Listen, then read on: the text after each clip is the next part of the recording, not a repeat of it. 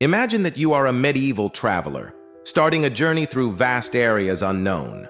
In a vast unknown land, there are no maps and no GPS, but only the open sky, the land around you, and your instincts. How did people in the Middle Ages find their way across continents, oceans, and treacherous lands?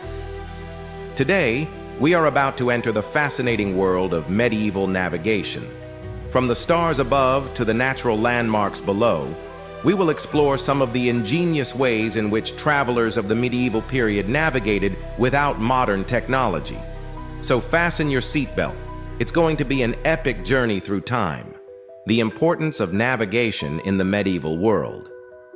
Before we get into the how, let's talk about the why. Why was navigation deemed so vital in the medieval world? To begin with, the travel was an unavoidable necessity.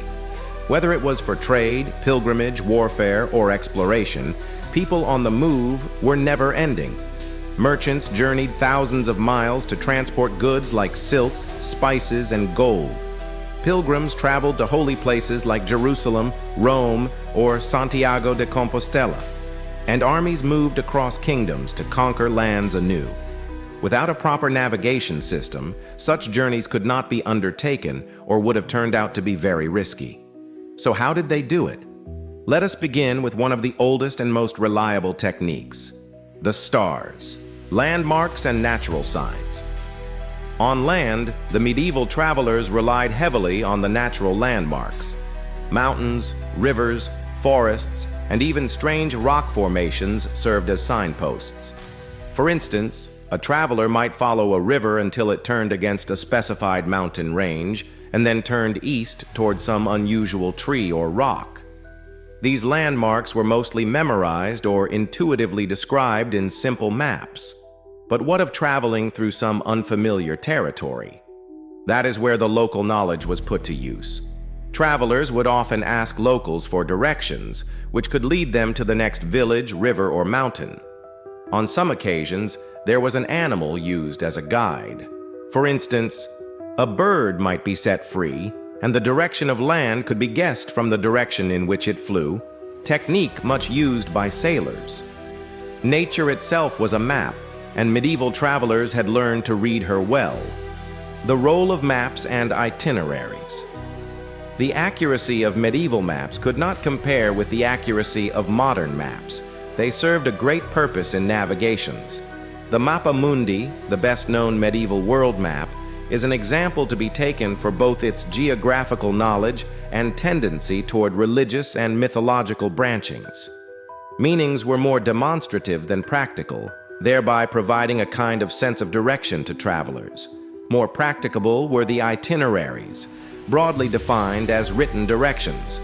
An example would be an itinerary carried by pilgrims on a journey to Santiago de Compostela that would list each town, river, and landmark along the route. These itineraries were much in use as either oral narratives or handwritten copies, thus forming a network. Also, there were portolan charts, nautical maps used by sailors to navigate coastlines and harbors in great detail. These charts were astonishingly accurate for their time and played important roles in the promotion of trade and exploration. The compass, a game changer. Magnetic compass was one of the greatest turning points in medieval navigation. It was invented in China and came to Europe around the 12th century. It opened a new era in navigation. A magnetized needle showed the direction of magnetic north, and thus did help maintain the charted course even under the most adverse weather conditions, all year round. Hence, it could be used under fog, rain, or the darkest hours of night, and that greatly increased the safety of long voyages over the oceans and seas. Not that the compass was absolutely perfect. One metal object on board could change the compass setting altogether. Yet for those days, it was surely a huge leap that opened a pathway for the age of exploration.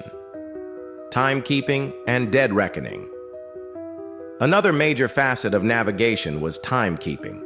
Simple instruments such as sand glasses or the sundial allowed medieval travelers to tell the time, applied for estimating the distance and speed. Seafarers particularly relied on a technique referred to as dead reckoning, which had sailors take one last fixed position and calculate their present position in terms of how far they had traveled and in what direction. For instance, if the ship went north at 5 knots for 10 hours, they'd be able to estimate that they had gone 50 nautical miles. Sure, that was not very precise. A calculation cycle neglected the current, wind, or measuring errors, but it was surely a heck of a lot better than nothing. Dead reckoning became more and more advanced, especially with logbooks and much better timekeeping devices. The human element, experience, and intuition. All the devices and techniques, however, could not supplant human experience, one of the very best factors in medieval navigation. Seasoned travelers and sailors intuitively developed a sense of direction. They learned how to read the winds, waves, and even the water's color like an open book for the purpose of telling their locations. For instance, an old sailor could interpret certain types of seaweed or seabirds as precursors to land. They also learned to smell off different areas, say pine forests in one area or saltwater marshes in another. Just this naughtiness constituted itself largely through the generational process, creating a vibrant tradition of navigation that married science, observation, and intuition. So, how did medieval people navigate without GPS? They used a combination of celestial navigation, natural landmarks, maps, compasses, timekeeping, and sheer human ingenuity. It wasn't always easy, and mistakes could be costly. But these methods allowed them to explore, trade, and connect in ways that shaped the world we live in today. Next time you use your GPS, take a moment to appreciate the incredible skill and determination of medieval travelers. Thanks for joining me on this journey through time.